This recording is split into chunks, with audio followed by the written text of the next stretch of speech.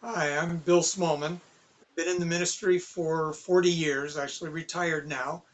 And one of the areas that I got to teach in quite a bit had to do with contemporary church history. We think about the interaction of fundamentalism and evangelicalism. What in the world is the difference there? Who, who makes up the ecumenical movement? How does that tie in with Roman Catholicism? What about these big world conferences that we see going on?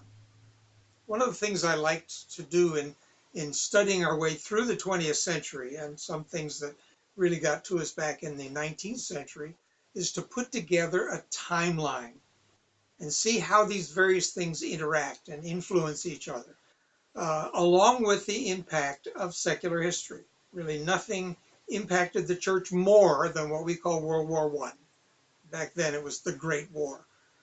But all of these things shaped who we are and how our churches behave in the 21st century. So I've put together the class notes for that called Major Church Movements.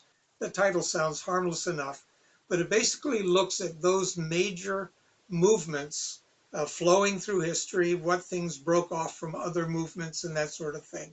And to make it more visible, there is a companion volume that has only the timelines. This is a timeline of major church movements.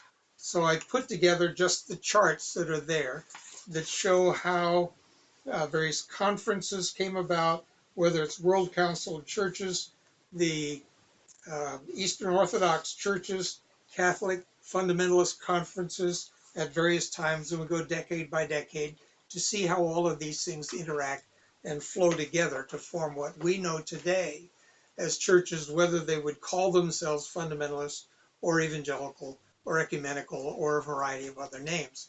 Who are they? And how does it tie in with Scripture or not?